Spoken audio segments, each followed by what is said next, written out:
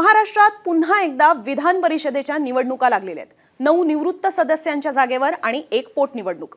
हे 10 आमदार विधानसभेतल्या आमदारांकडनं विधान परिषदेवर निवडून जाणार असल्याने इथे पक्षीय बलाबल हे फार महत्त्वाचं ठरतं। विधान परिषद ही नेमकी असते कशी, त्याच्या निवडणुकांचं काय स्वरूप असतं, कुठल्या वेगवेगळ्या पद्धतीच्या तिथल्या निवडणुका असतात, म्हणजेच वेगवेगळ्या पद्धतीने तिकडे आमदार जे आहेत ते विधान परिषदेवर जात असतात, त्या पद्धती आपण समजून घेणार आहोत। आणि तसंच सगळ्यात महत्त्वाचं आहे ते म्हणजे कोटा।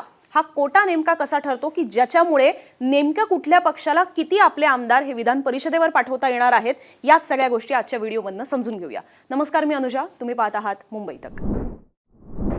आपल्याकडे देशभरामध्ये 6 राज्यांमध्ये विधान परिषद आहे। त्याच्यामध्ये महाराष्ट्र आहे, उत्तर प्रदेश, बिहार, कर्नाटक, आंध्र प्रदेश आणि तेलंगणा।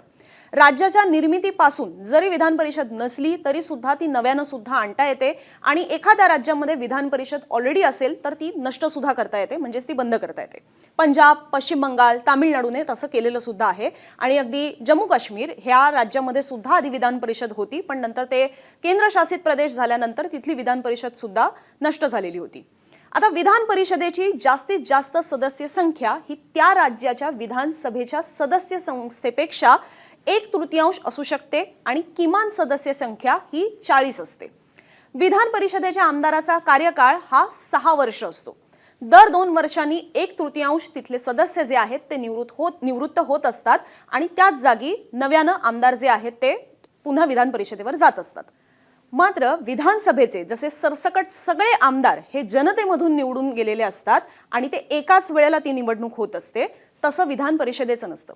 विधान परिषदेतली सदस्य हे समाजातील वेगवेगळ्या भागातून निवडून येत असतात। मी मगाशी सुद्धा जसं सांगितलं, ती निवडणूक ही दर 2 वर्षांनी होत असते, कारण दर 2 वर्षांनी तिथले 1/3 सदस्य जे आहेत ते निवृत्त होत असतात आणि त्या जागी निवडणुका लागतात। पण हे सदस्य एकाच पॅटर्नमधनं येत नाहीत जसे विधानसभेत नसतात। विधानसभेत सगळेच जनतेमधनं निवडून जातात। विधान परिषदेमध्ये मात्र असे 4 प्रकार आहेत। एक विधानसभा, दुसरा स्थानिक स्वराज्य संस्था, तिसरा शिक्षक पदवीधर आणि चौथा राज्यपाल नियुक्त। महाराष्ट्राबद्दल बोलायचं झालं तर महाराष्ट्रातल्या विधान परिषदेचे एकूण हे 78 सदस्य आहेत, ज्याच्यामध्ये विधानसभेच्या आमदारांमधनं विधान परिषदेवर निवडून येणारे 30 आमदार आहेत। म्हणजे विधानसभेतले आमदार हे विधान परिषदेवर 30 आमदार निवडून पाठवतात। त्या पलीकडे जाऊन स्थानिक स्वराज्य संस्था म्हणजे महापालिका वगैरे, तर या स्थानिक स्वराज्य संस्थांमधनं सुद्धा 22 आमदार हे विधान परिषदेवर जात असतात। त्या पलीकडे जाऊन शिक्षक आणि पदवीधर मतदारसंघांच्या सुद्धा निवडणुका लागतात आणि तिथनं सुद्धा 7 असे प्रत्येकी 7 शिक्षक 7 आणि पदवीधर 7 असे 14 आमदार हे विधान परिषदेवर जातात। आणि त्या पलीकडे जाऊन जसं राष्ट्रपती नियुक्त खासदार असतात त्याच पद्धतीने राज्यपाल नियुक्त सुद्धा 12 आमदार हे विधान परिषदेवर असतात।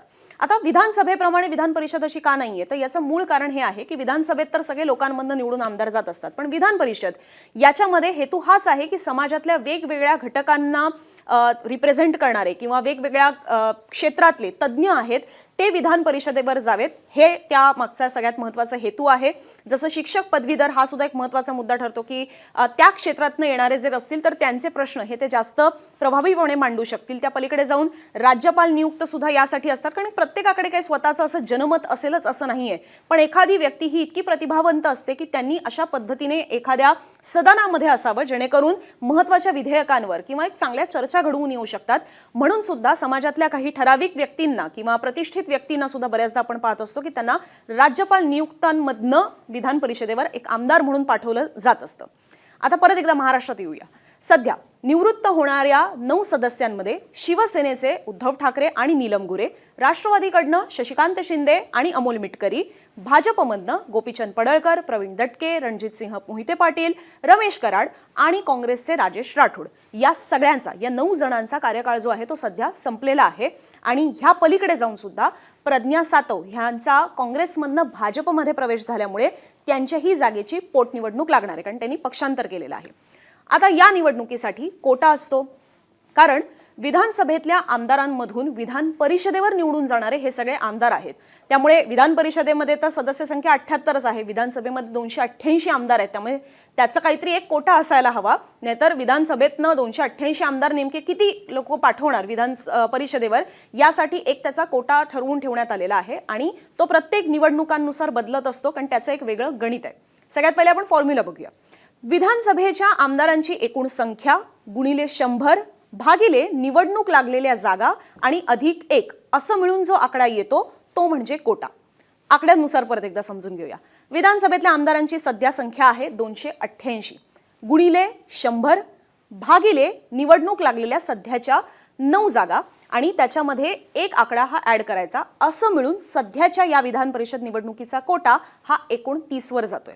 इथे मला फक्त हे सांगायला आवडेल की आता आपण 288 आमदार पकडतोय. काही जणांना असं वाटेल की अजित पवारांचं निधन झालेलं आहे, तिकडे कर्डिलेंचं निधन झालेलं आहे, त्यामुळे हा आकडा 286 पकडायला हवा.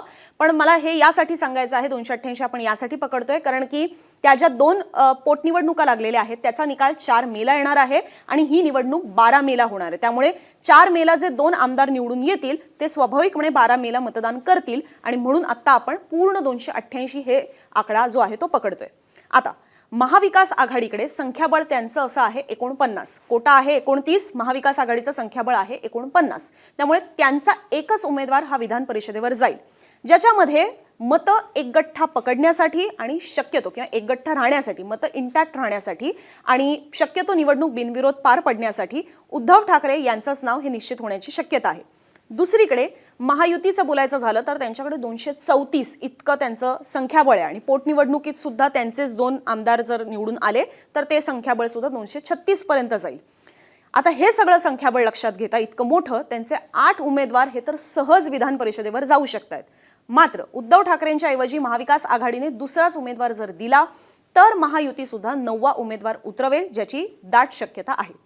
कारण विधान परिषदेसाठी होणारं मतदान हे प्राधान्यक्रमानं होत असतं.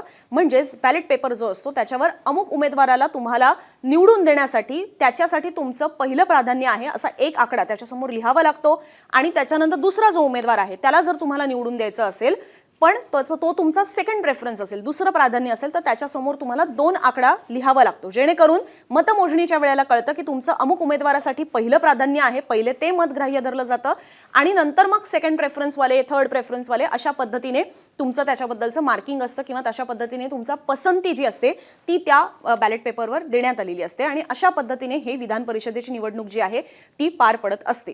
आता याच्यामध्ये असंख्य खेळायला वाव आहे, कारण कशा पद्धतीने उमेदवार उतरवले जात आहेत, कोणाचं कोणासोबत कशा पद्धतीने सामंजस्य आहे आणि दुसऱ्या प्रेफरन्स तिसऱ्या प्रेफरन्सने सुद्धा कशा पद्धतीने उमेदवार निवडून आणता येऊ शकतो किंवा समोरच्याचा पाडता येऊ शकतो, हे सगळं आपण ऑलरेडी 2022 मध्ये झालेल्या विधान परिषद निवडणुकांमध्ये पाहिलेलं होतं की तिथे चंद्रकांत हंडोरे हे खरं तर काँग्रेसचे अधिकृत उमेदवार होते पहिल्या क्रमांकाचे आणि दुसऱ्या क्रमांकावर भाई जगताप होते. पण खेळच असा सगळा झाला की त्याच्यामध्ये भाई जगताप हे निवडून आले आणि चंद्रकांत हंडोरे हे काही निवडून येऊ शकलेले नव्हते. त्या पलीकडे जाऊन राज्यसभा निवडणुकांमध्ये सुद्धा अशाच पद्धतीने प्राधान्यक्रमानंच मतदान होत असतं. त्याही वेळेला संख्याबळ असून सुद्धा शिवसेनेचे संजय राऊत निवडून आले, पण संजय पवार जे दुसरे उमेदवार होते ते काही निवडून येऊ शकले नाहीत, कारण की हा सगळा संख्याबळाचा खेळ जो आहे तो महाविकास आघाडीला जुळवून आणता आला नाही. आमदार फुटले आणि त्यामध्ये भाजपने संख्याबळ नसताना सुद्धा जो एक ॲडिशनल उमेदवार टाकलेला होता तो निवडून आलेला होता. त्यामुळे अशा पद्धतीने हे सगळे खेळ चालतात आणि म्हणूनच विधान परिषदेची निवडणूक ही फार इंटरेस्टिंग होत असते. आताची निवडणूक ही बिनविरोध करण्याचाच प्रयत्न असेल, पण जर झाली तर त्याच्यामागची सगळी गणितं काय आहेत ती तुमच्यासमोर ठेवण्याचा आमचा हा प्रयत्न होता. तुम्हाला हा व्हिडिओ कसा वाटला कमेंट बॉक्समधून नक्की आमच्यापर्यंत पोहोचवा आणि निवडणुकांसंदर्भातले सगळे अपडेट्स पाहण्यासाठी मुंबई तकच्या YouTube चॅनलला नक्की भेट द्या.